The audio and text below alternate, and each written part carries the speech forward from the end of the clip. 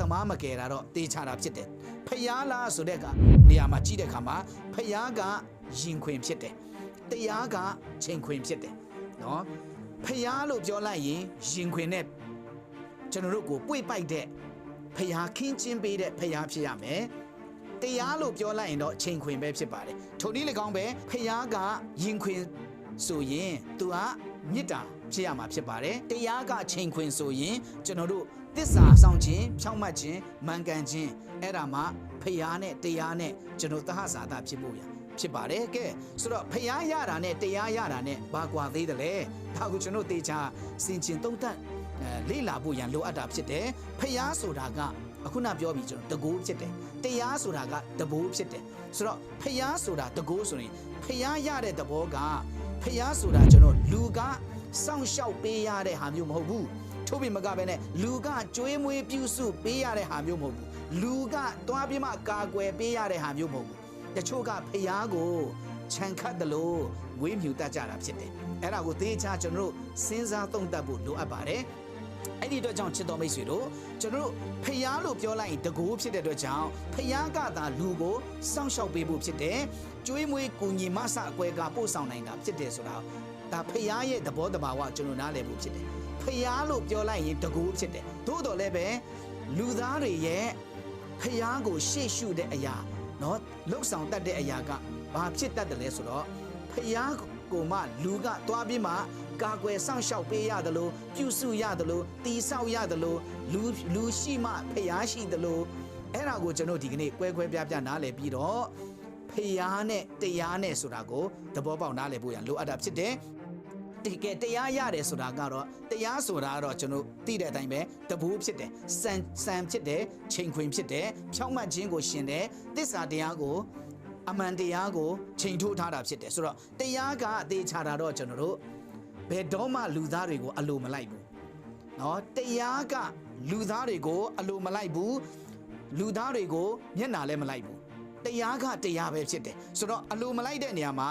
တနည်းအားဖြင့်ပြောမယ်ဆိုရင်ဘယ်လူသားမဆိုကာယကံဝစီကံမနောကံဒါနဲ့ကျွန်တော်တို့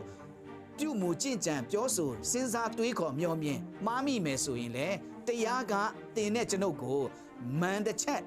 ဖော်ပြပေးတယ်လို့ပဲကွင်းကွင်းကွက်ကွက်ဖော်ပြပေးမှာဖြစ်တယ်သို့တော်လည်းပဲကျွန်တော်တို့ကိုအလိုလိုက်မှာမဟုတ်ဘူးအပညာရှိလို့ဟာဓမ္မဆရာဖြစ်လို့ဒါကိုတရားက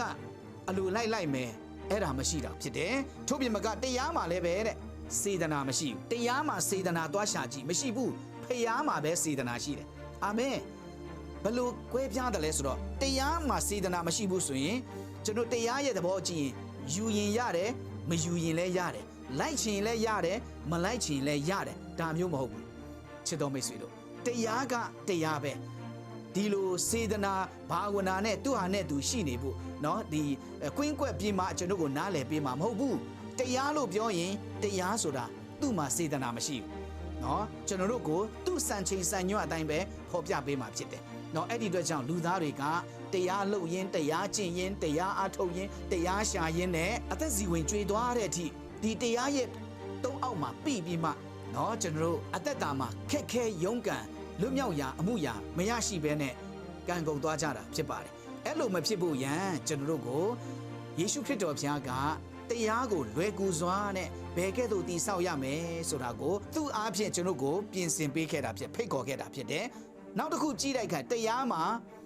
အသက်မရှိဘူးเนาะတရားမှာကြည့်ရင်အသက်မရှိဘူးဖခင်မှာပဲအသက်ရှိတယ်အဲ့ဒီဖခင်မှာအသက်ရှိတယ်ဆိုတာယေရှုခရစ်တော်ဘုရားကကျွန်တော်တို့ကိုအသက်ပေးနိုင်တာဖြစ်တယ်เนาะဒါကိုတရားနဲ့ဖခင်နဲ့နိုင်ရှင်ကျွန်တော်တို့နားလည်ဖို့ရန်လိုအပ်တာဖြစ်တယ်တရားကကျွန်တော်တို့ကိုယောဂါကိုပဲပြပေးပြီးတော့ဘယ်တော့မှလာကုသပေးမှာမဟုတ်ဘူး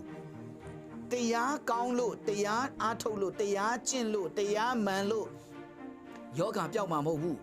ကျွန်တော်တို့အဲ့ဒီတရားကကျွန်တော်ကိုယောဂါပြပေးရုံပဲရှိမှာဖြစ်တယ်ဒါကိုကုသပေးမယ်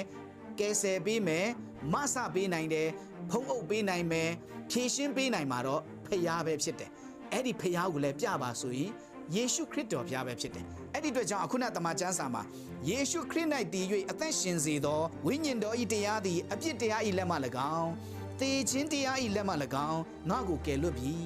တမန်ကျမ်းစာမှာကရှင်းရှင်းလေးပဲဖော်ပြထားတာကျွန်တော်တွေ့ရခြင်းဖြစ်တယ် နောက်တစ်ခါတော့တရားကအကုသိုလ်ကိုပဲဖော်ပြပေးနိုင်တာဖြစ်တယ်